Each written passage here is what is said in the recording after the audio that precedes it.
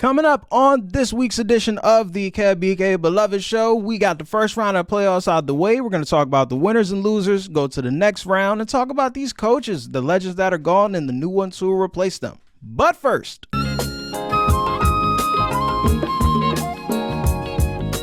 thank you everybody for listening in. Don't forget to subscribe, like, follow, rate, review, all that good stuff. Tell a friend to tell a friend. The wildcard round of the playoffs went by, and for the most part, a lot of these games were blowouts, but even the blowouts were really interesting. And we're going to start with the losers from the playoffs. It's always funny to laugh at other teams' expense, especially when your team didn't make the playoffs, so now you get to get your bitterness off one bit at a time. I know what you're all waiting for. For whatever reason, y'all aren't cowboyed out yet, so I'm going to add some fuel to the fire. Let's start with the Dallas Cowboys. I leave that game with a couple takeaways. Number one, I had to wait until the literal last second I could to record this podcast because I just knew that Mike McCarthy was definitely going to be fired before I was able to put this out, or the day that I put this out. But for some reason, he isn't. But my second takeaway from watching them get their ass absolutely kicked by the Packers is, are the Cowboys just delaying the inevitable? Like, I know they're not going to blow it up this offseason, but do they have to? So here's what happens typically with teams when you can't get over the hump for a very long time. It's either you get the Disney movie ending and you try, and then eventually you get over, or that hump hits you in the face and you flame out in historic fashion. What we just watched was a historic flame out. We had a game where Dallas is the first team since the NFL has expanded to 7 playoff teams to be the first 2 seed to lose to a 7 seed and to the youngest team to make the playoffs ever. And it's not just that they lost. They were down 27-0 with a minute left in the second quarter. And by the way, a lot of you box score watchers told on yourselves when it came to the Cowboys. Talking about, oh, Dak still threw for 400 yards and 3 touchdowns. Oh, he couldn't have been that bad. Yes, he was. Watch the goddamn games. Yes, he was. And then the defense, Dan Quinn just coached himself out of a job. Like, there's no way possible that he could get a head coaching job, even if it is for the Seahawks. We're going to get there later. But to have your defense that prides itself on rushing the passer, Jordan Love did not get sacked one time. Once. So again, I say, are they just delaying the inevitable and they're just going to have to blow it up? Because the Cowboys historically have just been patching this and patching that. All right, well, Jason Garrett can't get it done. Let's bring in Mike McCarthy. All right, receivers aren't as good as they should be. We're going to draft CeeDee Lamb. We need to upgrade some pass rushers. Let's draft Micah Parsons. And these moves are good, but they're not good enough. It's like you're drowning, so you patch the leak on the boat, but the other leak keeps popping up. And eventually you got to look at the boat and be like, you know what, bro? We got to jump off this boat and swim to shore.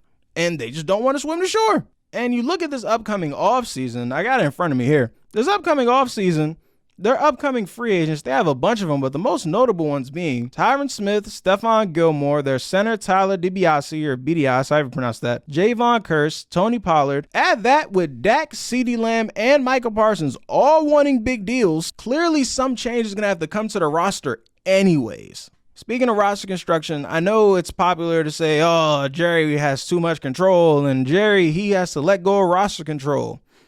Does he? Far be it for me to defend Jerry Jones for obvious reasons. But if you look at the Cowboys roster, clearly personnel is not the issue. If you want to talk about who they're hiring for a head coach, different story. But if you want to talk about the players on the field, that's not the problem, clearly. And when it comes to Dak Prescott, this will be the last thing before I move on to the next team. When it comes to Dak Prescott, you're faced with a couple of issues. Number one, Dak Prescott is just good enough to get you to the point in your season where it could end in embarrassing fashion. It'll be one thing if Dak was a 4-12 or 4-13 now quarterback. That'd be one thing. Dak is a 12-5, 13-4 number 1 seed in your conference most years quarterback. He is. But so far, he hasn't shown to be a conference champion quarterback, and he's about to be 31 next year. And I think that's probably the worst place you can be in as a team, to be with a quarterback that's too good to get rid of, but not good enough to get you over the hump. Because I hear a lot of y'all saying they just got to cut Dak Prescott. And even earlier, I proposed the idea of blowing it all up, right? Let's do the exercise. Let's say they cut Dak Prescott today. Now what? Who are you bringing in to replace Dak Prescott? Who?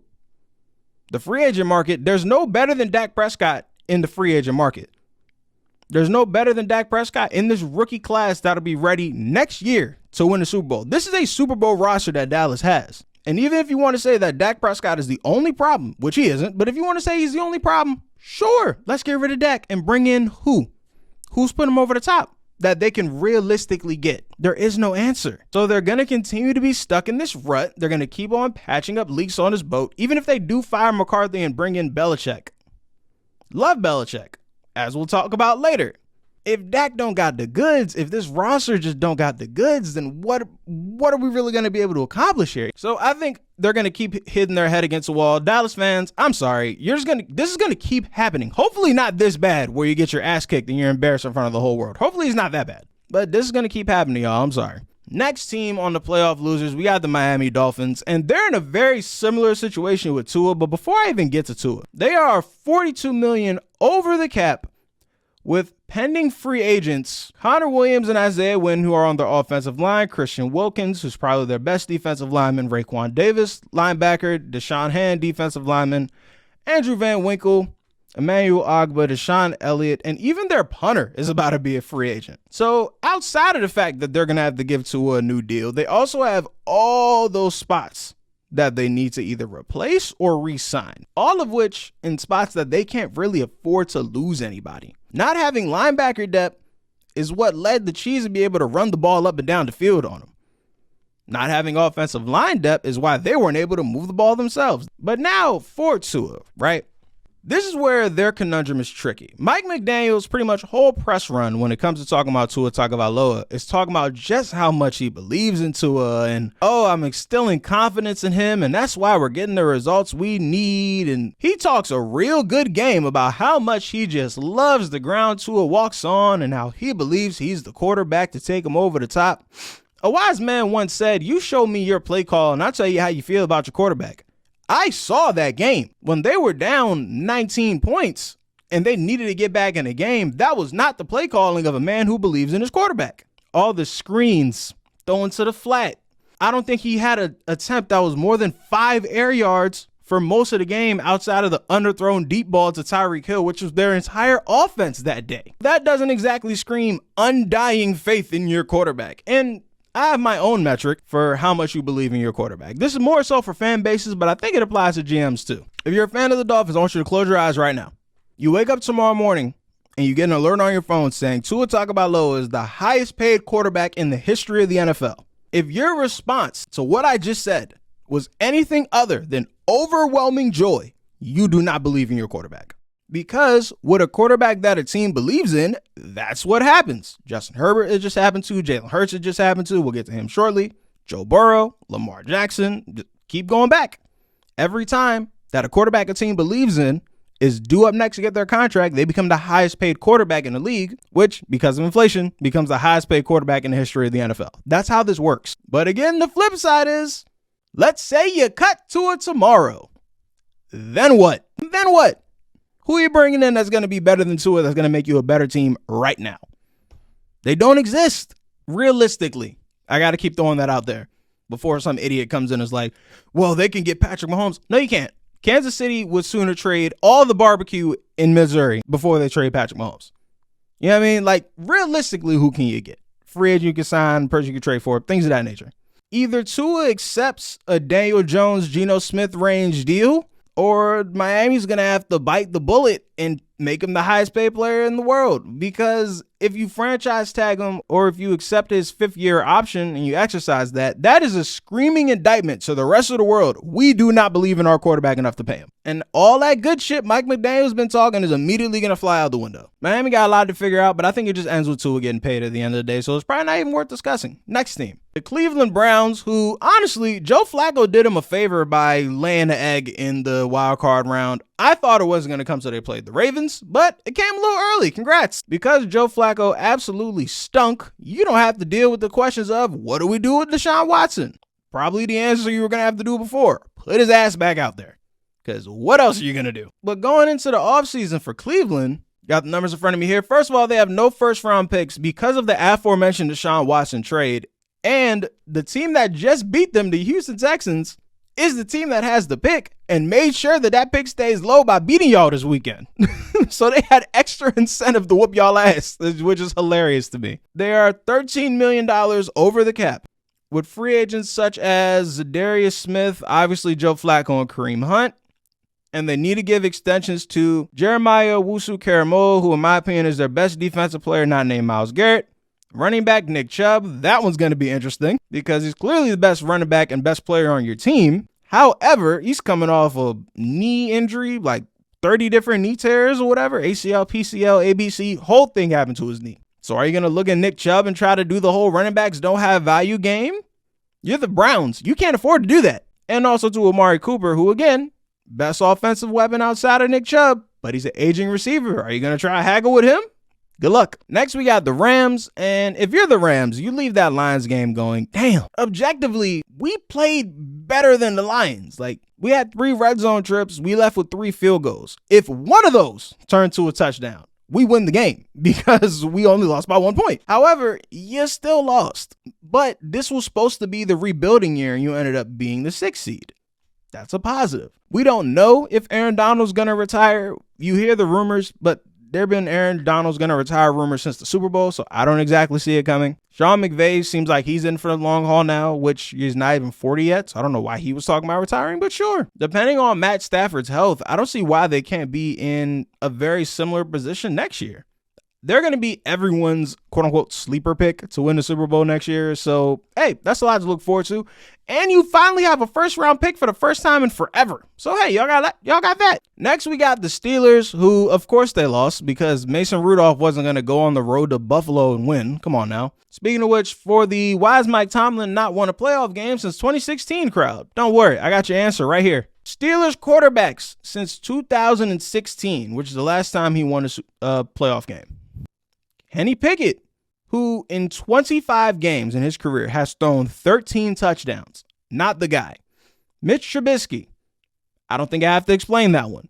Mason Rudolph. Duck Hodges. And the ghost of Ben Roethlisberger. What do y'all want him to do with that? Honestly, what do y'all want him to do with that? He is making miracles. Just getting y'all to a winning record. Steelers fans might be tired of hearing it, but that's better than y'all deserve. Look at this roster. Look at your quarterback. If this is a situation like the Belichick situation where he's the one picking the quarterbacks, okay, that's a different story. But even the Pickett pick, clearly they needed a quarterback that year, but that was a terrible quarterback class. What was it? Pickett, Desmond Ridder, Malik Willis. Who else? I'm missing somebody. I think that was a Sam Howell year. Was it? Maybe. Well, maybe it was Sam Howell. Who knows? But I don't know what y'all want.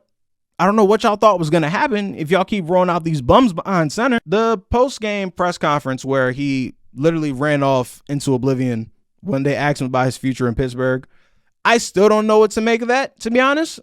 I wouldn't blame him if he says, you know what, man, I need a year. I need a year off, or you know what, this Steelers relationship has run its course, because something has to change in Pittsburgh, right? And this is the downside of the whole never having a losing season thing.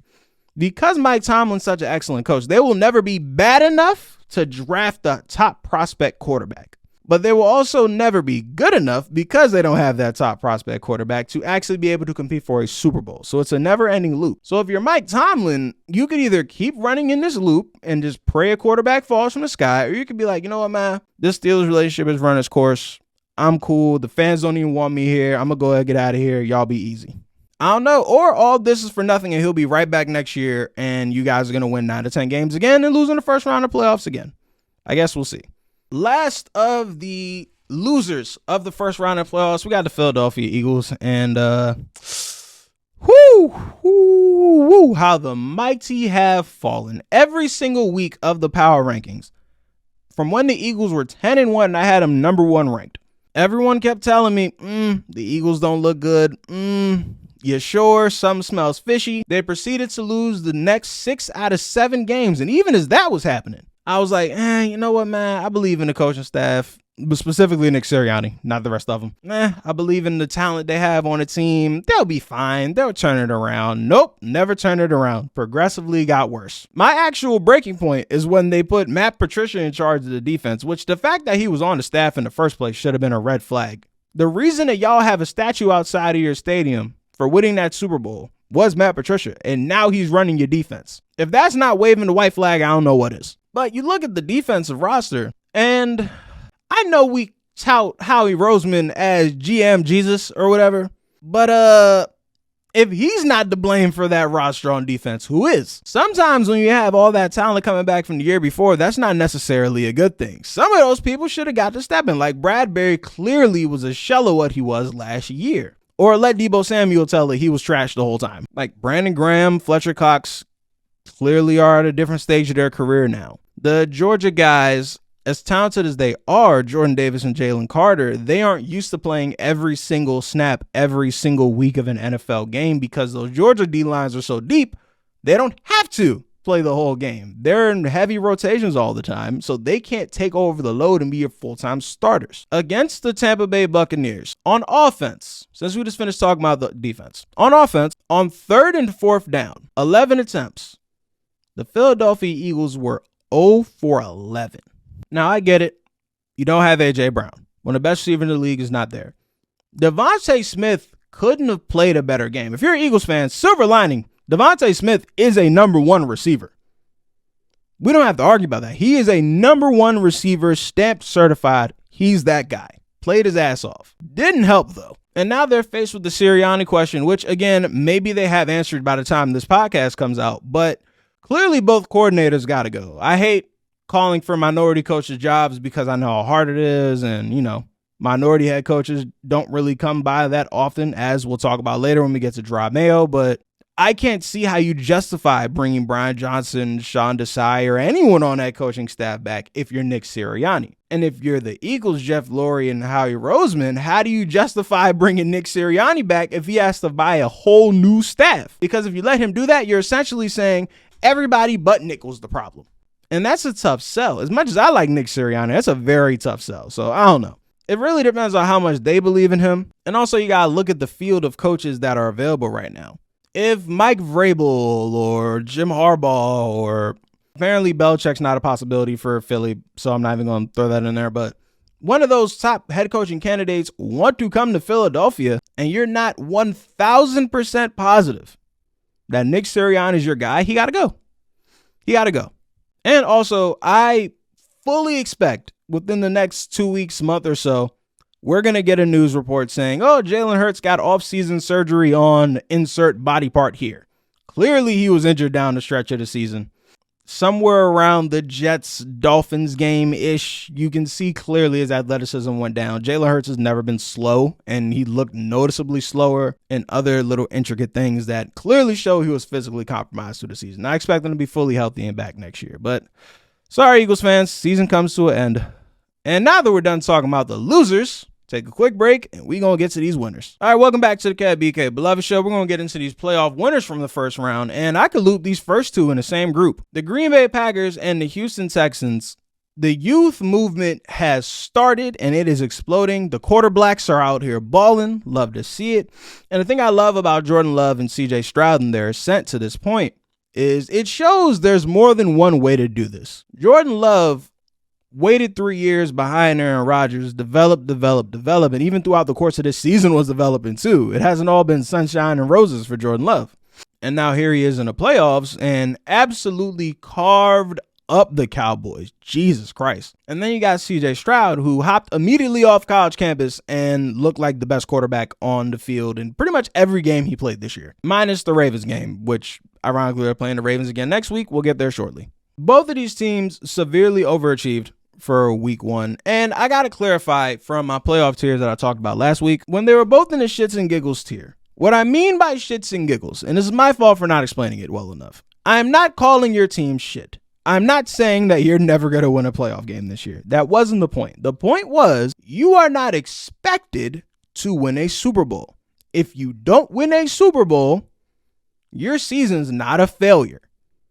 Everything that happens from this point on, from when you got to the playoffs, is gravy. Let's say the results flipped for both of these teams, and the Cowboys beat the Packers and the Browns beat the Texans. Would we have looked at either one of those teams and said, you guys failed, y'all got to blow it all up? No, no. We would have said these two young teams, they prospered. In the Texans case, they won the division. In the Packers case, they made the playoffs when we weren't even sure Jordan Love was good or not. Clearly he is. We give him their props and we keep it pushing from there. But we gotta make things a little more complicated than it is. That's what I meant. I wasn't calling your team shitty. All I was saying is you're playing with house money and you have nothing to lose. And that's what works in the Packers' favor. They were playing with house money with nothing to lose. And with the Texans, what really helped them out, and this was my fear and why I didn't pick the Texans to win. I feared that a rookie QB and a rookie offensive coordinator would not be able to properly scheme against the number one pass defense in the NFL. Boy, was I wrong. Bobby Slowick just earned himself a head coaching spot depending on how the cycle goes. If not this year, definitely the next one. Because that's the main reason that the Texans were able to pull this game off. Bobby Slowick out-schemed the shit out of Jim Schwartz, the defense coordinator for the Browns. CJ Stroud struggled with man coverage and pressure all year long, and that just wasn't an issue that day. People were running butt naked wide open. CJ Stroud was hitting them. Tight throws, CJ Stroud was making them. They got him off his platform. CJ Stroud was making throws off platform. He was absolutely sensational. The future is bright in Houston, Texas. And I said this in my recap immediately after the game. I'll repeat it here. If you're one of these AFC quarterbacks that have not won a Super Bowl yet, Lamar Jackson, Josh Allen, Joe Burrow, y'all better win and win quickly, because the Houston Texans are coming. God damn it. And they're coming quickly. CJ Stroud is going to be here a while, and the rest of that Texans team is going to be here a while. The team is young. This is the worst they're ever going to be. And it's not just that CJ is good. Last point, then I'll move to the next team. It's not just that CJ Stroud is good. It's the things he's good at. Like the way he's able to manipulate coverages and go through his route progressions and things of that nature, and obviously not turning the ball over. He's not supposed to be good at that yet. Like, fresh off a college campus, he's not supposed to be able to run a pro offense at this level yet. Like, the ability to manage a game isn't supposed to come yet. It's not that he's a game manager. He's a game changer, too, that also does not give you the ball. That's not going to get worse as he gets older. That's only going to get sharper. There's a Tom Brady year where he only threw 2 interceptions in a year. I can easily see CJ Stroud doing that at some point in his career. So, we'll see. Next, we got the Detroit Lions, who he's best story of the weekend. Like, love seeing the Lions fans just pure joy take over their hearts. There's nothing like a poverty franchise finally getting their win. I'm happy to see y'all do it. This team went 0-16 in my lifetime. And funny enough, Dan Campbell was on that 0-16 team. So I can only imagine how it feels for him to be the head coach of the first Lions team to win a playoff game. Oh, that dynamic is going to shift, though, for the next week. We'll get there when I do my slight preview, but that dynamic is going to shift pretty quickly. The Kansas City Chiefs also was able to pull a victory off in a game that I have a lot of mixed feelings about. On offense, it would seem like they found some answers, right? The answer is, if your name is not Isaiah Pacheco, Travis Kelce, or Rashee Rice, you are not getting the ball. 24 carries for Pacheco, 8 catches for Rashee Rice, 7 catches for Kelce, but he had 3 drops. Nobody else got more than 2 touches the whole game. Kadarius Toney didn't even touch the field. I had to check to see if he was on injury report. Apparently, he didn't play because of a hamstring and an ankle.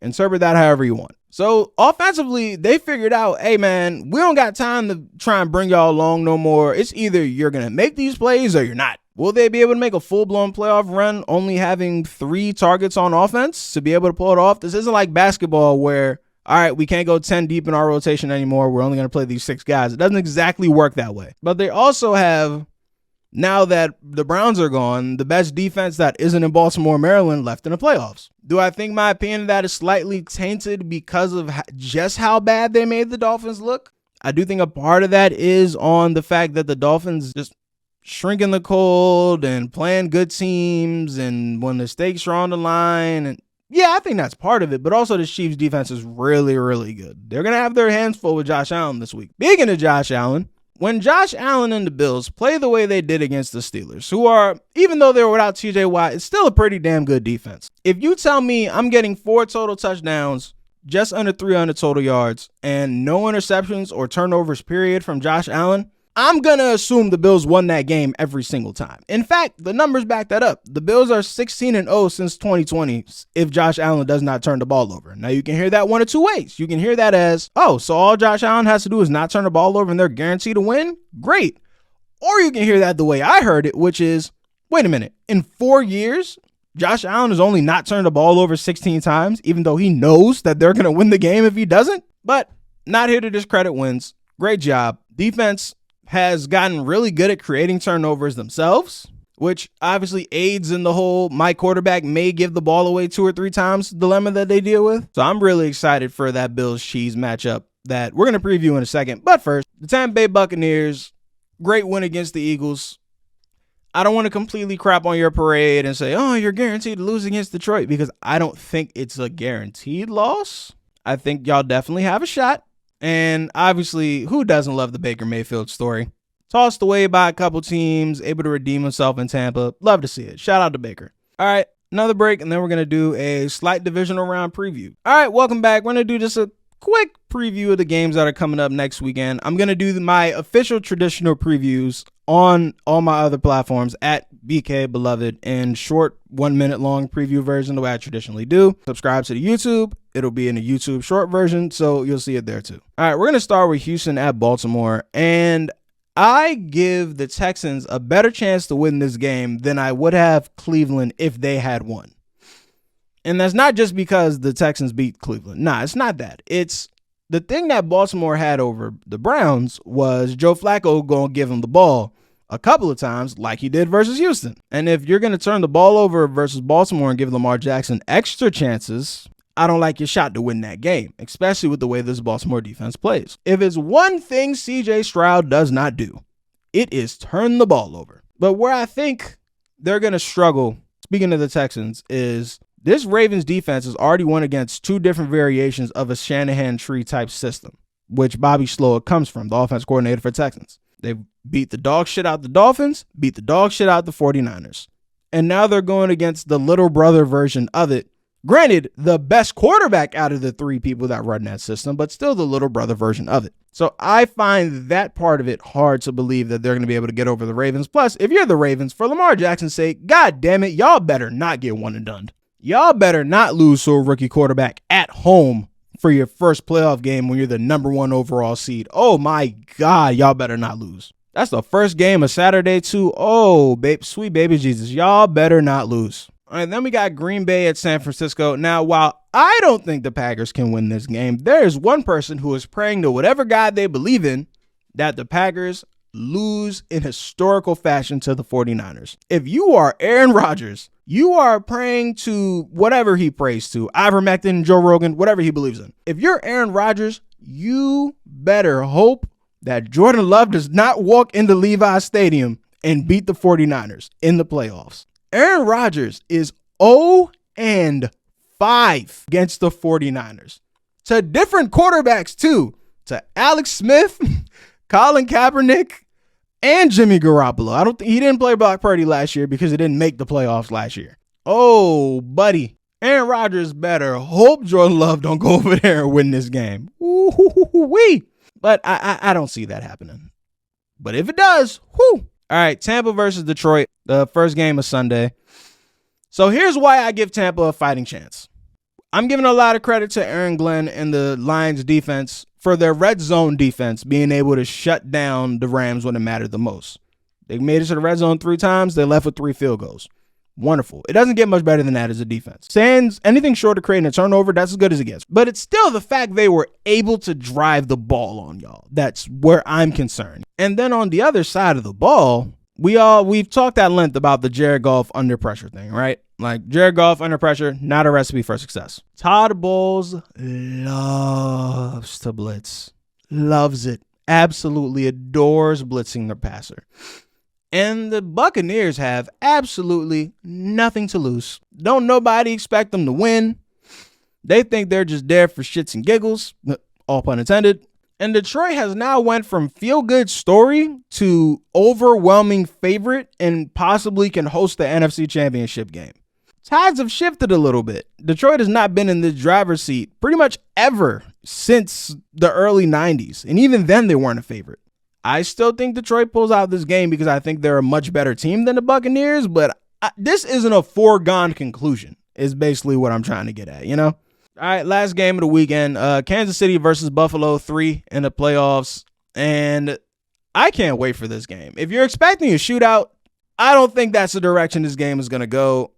I don't think Kansas City offensively has the firepower to make this a shootout. And if that Kansas City defense is unable to stop Buffalo from getting into the end zone repeatedly, Kansas City is going to lose this game. I said after the Miami Dolphins game, very early version of this podcast I did, I'm not even going to bother y'all by inserting the audio because it sounds awful, but I said verbatim, if somebody comes to Kansas City, because I thought they were going to host this game, but now they're on the road, if Buffalo scores 28 points, can Kansas City match it? Since that Dolphins game, the Kansas City Chiefs scored over 28 points one time, and that was against the Raiders. And then on the other side of the ball, if you're Josh Allen, you got to realize what type of game this is. The other offense should not be able to hang with you offensively, but you got to deal with this defense ahead of you and not give them the ball and give them short fields to make the offense on the other side be in a better position. If we can get a turnover-free Josh Allen game, which I know, asking for a lot there, and we're going to make this a super sloppy 21-17 game, that's where things start to get a little more interesting. Because at that point, I'm no longer asking Kansas City to score 4 touchdowns. You only got to score 3. And I would hope that they can get to 3 touchdowns, especially with all the injuries that Buffalo has on defense. And I think that's the key to this game. Is the gap between... All right, here's how I'm going to put this. What gap is wider? The gap between the Kansas City defense and the Buffalo offense, or between the Buffalo offense and the Kansas City offense? Because although Patrick Mahomes will objectively be the best player on either side of the ball, the weapons around him and the way that offense has been flowing is not equal to what the Bills have been able to do, especially during this winning streak. So it'll be very interesting to see how this game shakes out on Sunday. I still don't know who I think is going to win. I'm probably going to go back and forth at least 4 more times until that comes. Anyways, that'll be fun when that gets here. That's enough for the playoffs. I got to talk about these legendary coaches, specifically my legendary coach that is no longer the head coach of my team. Quick break and we'll come right back. All right, so a lot of legendary coaches either lost their job or left their job last week, and I got to talk about it. First up, we're going to start with Pete Carroll because a lot of y'all had Pete Carroll fucked up for whatever reason.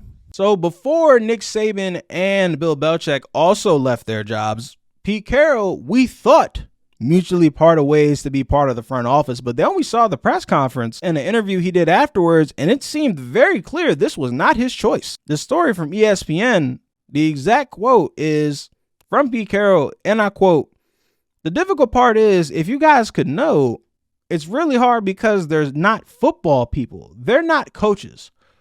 So to get the real details of it is really difficult for other people," unquote. He said that in references to what it would take to turn the Seahawks around. And it sounds like the people upstairs weren't trying to hear his reasoning as to what he could do to make the Seahawks get back to the prominence they were from their Super Bowl days. Here's why I say y'all got Pete Carroll fucked up at, because y'all try to act like he's not also a legendary coach. Pete Carroll is the winningest coach in the history of the Seattle Seahawks. He's the only person to win a Super Bowl for that franchise, which has been in existence since 1976. He is the first coach since 1992 and one of 3 coaches ever to win a national championship and a Super Bowl. You cannot tell the story of the NFL without talking about Pete Carroll and those Legion of Boom teams. In fact, I can argue that the Legion of Boom is the most iconic team of the 2010s that don't involve Tom Brady and Bill Belichick.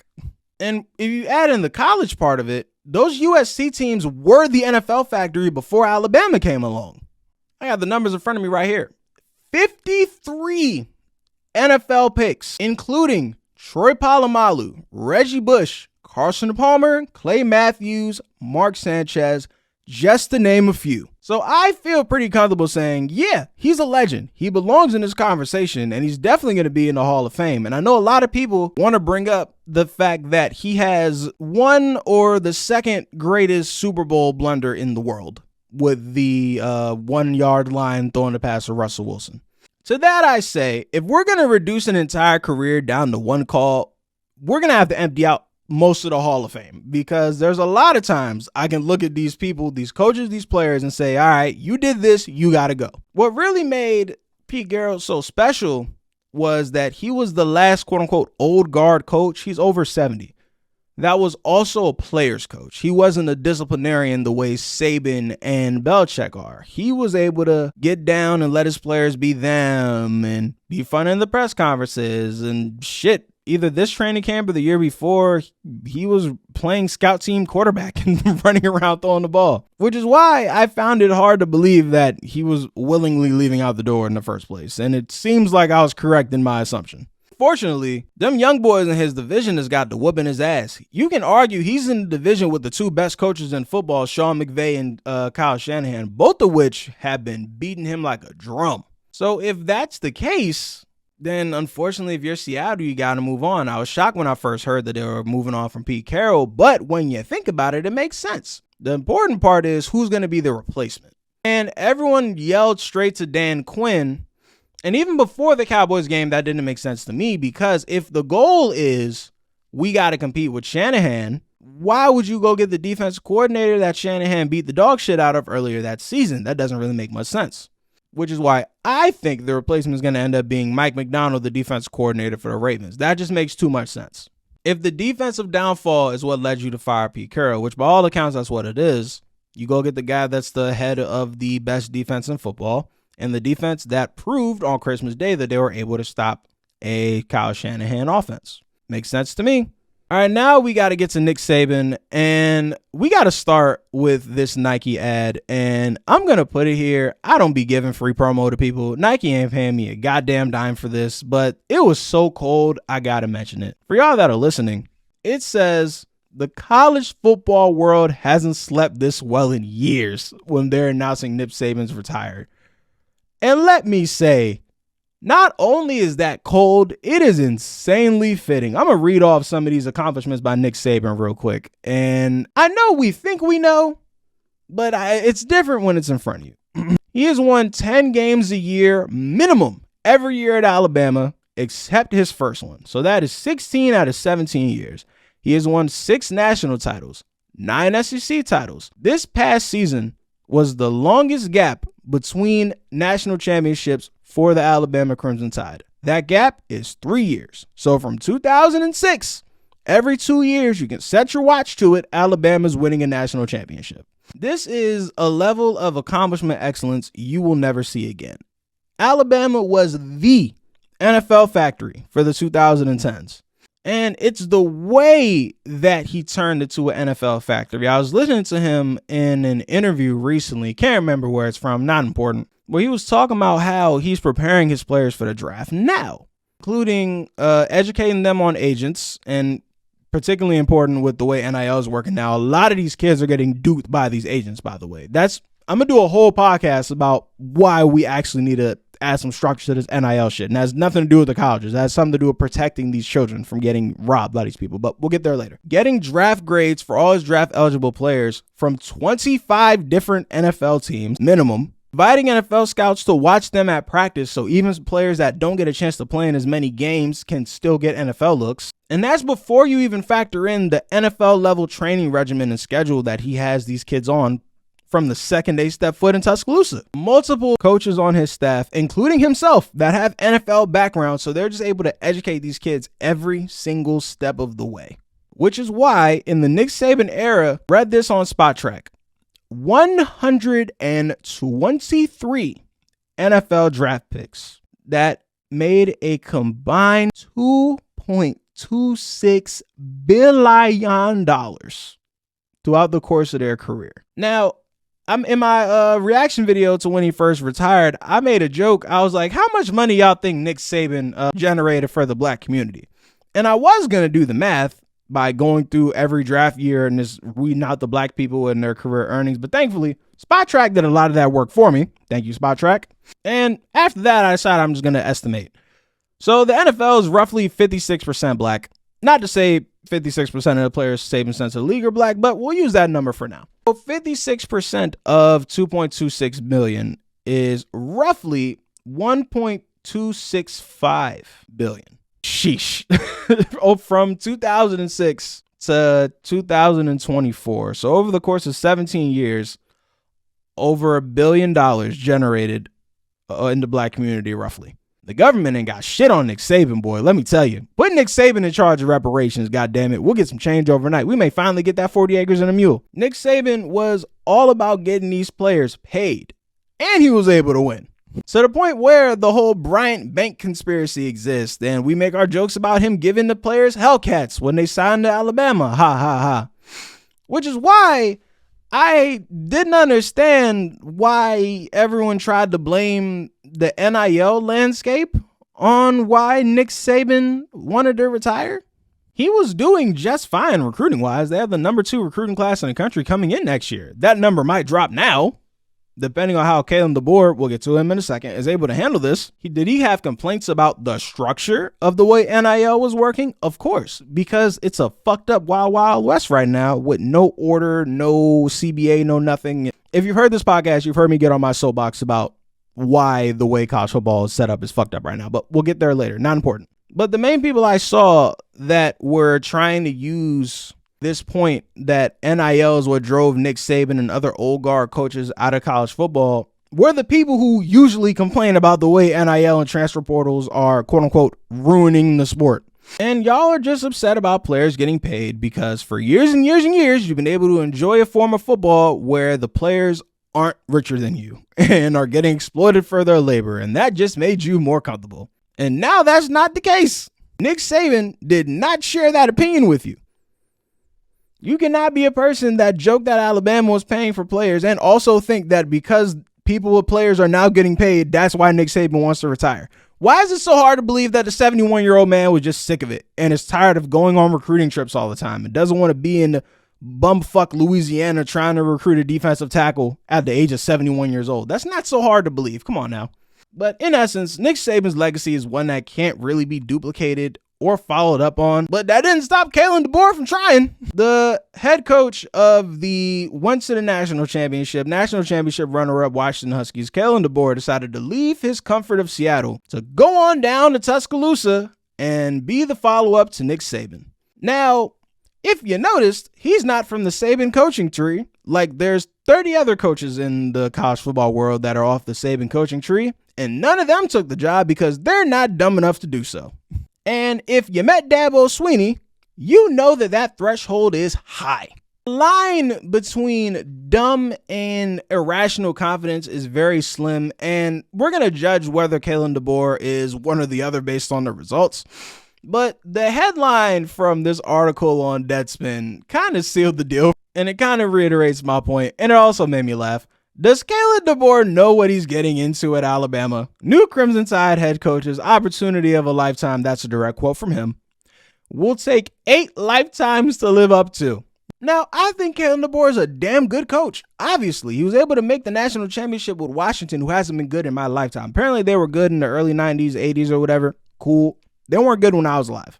But there's a couple things that might get in the way of that. Number one, SEC country is very skeptical of quote-unquote outsiders. Somebody called into Paul Feinbaum's show. I wasn't actually listening to the show. I saw the clip on Twitter, so I may butcher a few things. And called him a Yankee and said he wasn't a part of the Union and wouldn't have fought with the Union. For y'all that are unfamiliar with the Union, that's what racist Southerners called the Confederacy that were fighting to uphold slavery in the Civil War. That's what they're calling the Union.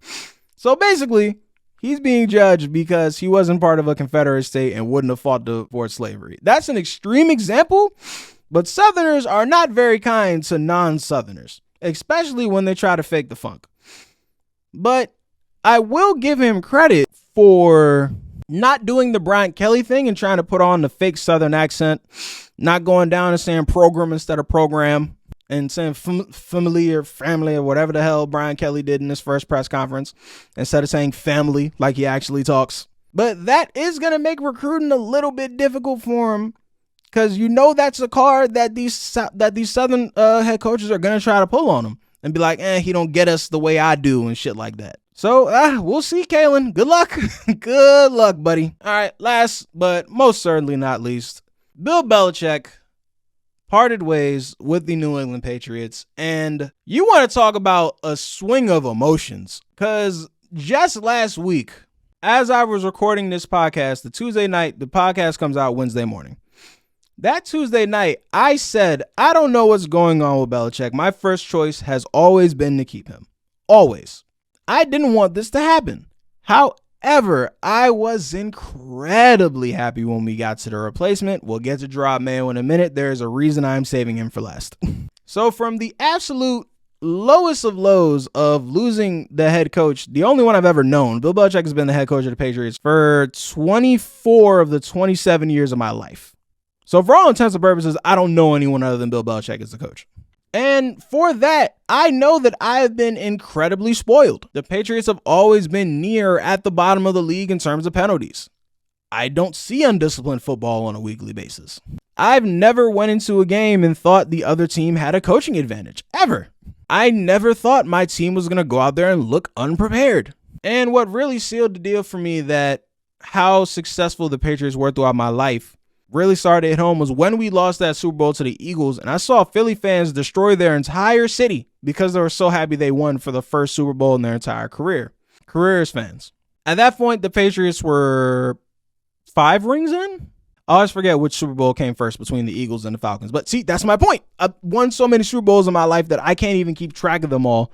Meanwhile, the Eagles could tell you to the very second of the very day of the very year that they won that Super Bowl. And just to me, 24 years as a head coach, 10 Super Bowl appearances, you kind of take that for granted sometimes. That shit's not normal. And even towards the end, we still didn't have those issues where I thought we were going to get outcoached and we were going to go out there and be undisciplined and unprepared.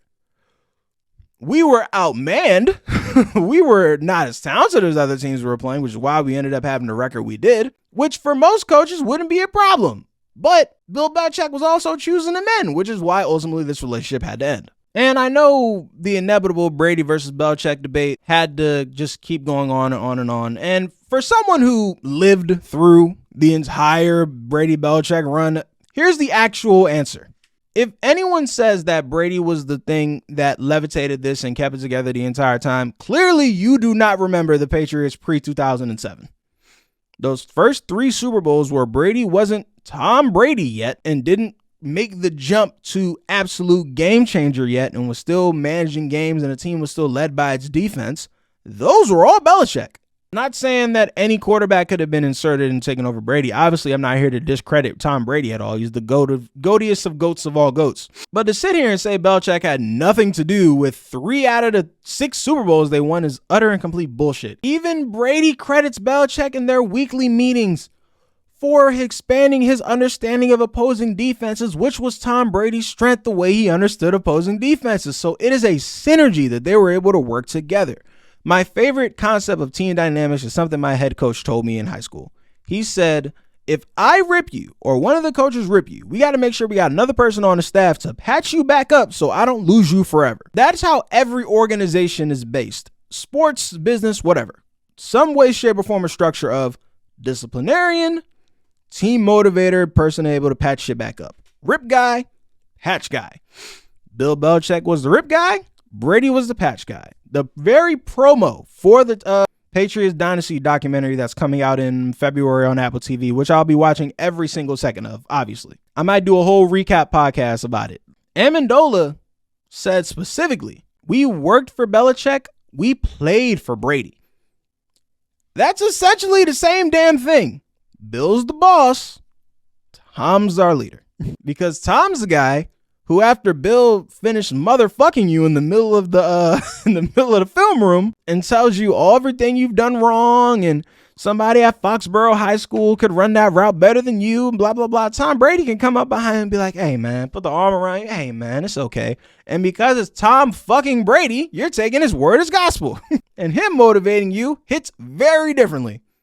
And the fact that he's getting motherfucked too allows Belichick to be able to give it to everyone else on the roster, because if Tom Brady ain't saying shit about it, who the fuck do you think you are to say something about it? Anyways, I got a little too hyped up towards the end of that. My bad. It's just the Brady Belichick debate always pissing me off. The greatest run for any head coach and quarterback ever, and you try to prescribe it to one or the other. You don't do that to any of the other runs, but the one that's better than everyone else's, you think is only responsible for one man, even though one man has not been able to do it in the entire 100-year history of the NFL. It makes no fucking sense. Anyways, in summary on the Belichick point, I am forever grateful for Bill Belichick.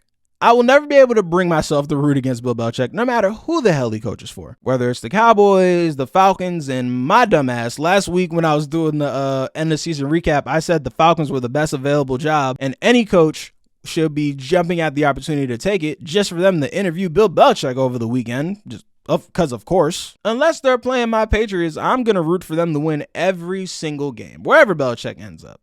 I also realized that what Bill Belichick accomplished is incredibly unrealistic to expect anyone else to duplicate, which leads me to Jerod Mayo. Now, it was rumored forever that Jerod Mayo was going to be the heir apparent to Bill Belichick.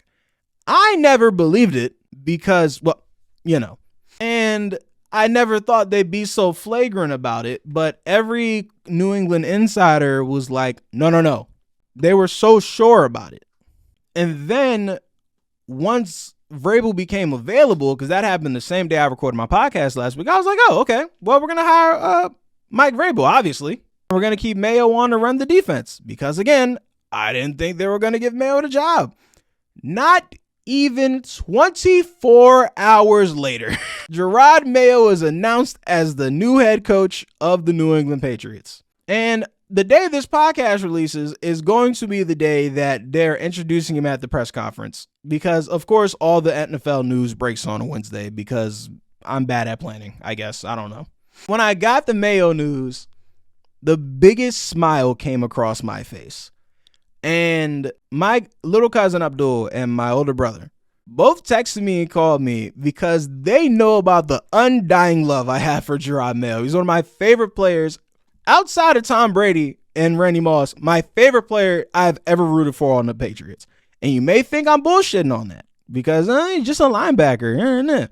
Let me run you through what Jerod Mayo has always represented for me. Jerod Mayo has always represented hope for me, right? And I know that sounds extreme, but follow me. Jerod Mayo was drafted in the 2008 draft. If you remember when that draft was, that was the first draft after the 18-1 season. To this day, the most devastating sports moment of my entire life, losing to the New York Giants and not completing the perfect season because God hates us. And the first pick, the first start of a new era or moving on to a new phase after what wasn't the perfect season was Jerod Mayo. Ended up taking 10th overall from Tennessee.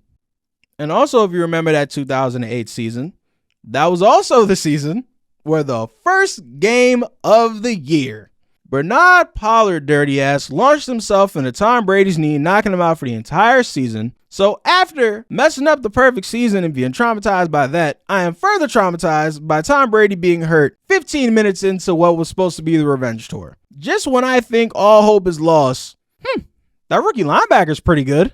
That guy we got over there, he's all right. He's looking pretty all right. We should probably start playing him a little more over Teddy Bruschi, shouldn't we? Slowly but surely it started happening. And he got more tackles. And he's flying all over the field. And it's like, holy shit. I think we got a guy. Do we have a guy? Got to 100 solo tackles on the year. Ended up being the rookie of the year on defense that year. And was by far the shining light of that season. And was the thing I look forward to every goddamn Sunday. Because it damn sure wasn't Matt Castle to watch that Patriots team. And then immediately he took it over from Teddy Bruschi. The following season, they sent Teddy Bruschi packing. Next year, 100 total tackles again. Ended up dealing with some injuries. Didn't play the whole season. Still, led the defense. Clearly, was the smartest player on the field. Then the following year, I take so much joy in this year. The first team All-Pro season. And I just watched Jerod Mayo and just the peak of what he was and what he could become. And I'm smiling right now thinking about it. Like, it's such a fun year for us. And then this is where we start intermingling the hope. This is where the injuries started to come in. And what was looking like a Hall of Fame career started getting derailed by injuries. But I still kept hope. Still kept hoping every single year we'd get Mayo back. He'd lead the defense. 6 games. 8 games his last year. Ended up retiring in 2015, unfortunately. So now, as we enter the phase where he is now the hope of the new era of the post-Belichick era, I'm filled with that feeling again. Because not only is he a black head coach, which, you know, power to the people, love to see it. He is the first black head coach in the history of the New England Patriots, which it's a damn shame that in 2024 we're still having the first black any goddamn thing, but hey, gotta take the wins where we can get it. And this is where I have to address the elephant in the room, which is the Boston, New England area and just the over-the-top and noted historical racism, especially with athletes, no matter how accomplished you are, which includes vandalizing and shitting on the bed of Bill Russell. Yes, the 11 championships, Bill Russell. But here's where I think Jerod Mayo might get a little bit of leeway. For the first time in a quarter century, that same vicious New England media will finally have a head coach that can talk to him. Bill Belichick has given them his ass to kiss for 25 years. Jerod Mayo don't got the cachet to do that, so he's going to be all smiles and shit. That at least is going to buy him a year. And as for the fan base, for y'all that are just overly committed to racism, fuck you anyways. I'm not talking to you. For the sane-minded, I have to preach patience. He is replacing a legend, the legend, not even a legend, the legend. And he's taking over a team that was 4-13 with a decimated offense that does not have a starting level quarterback. This is going to take a minute to turn around.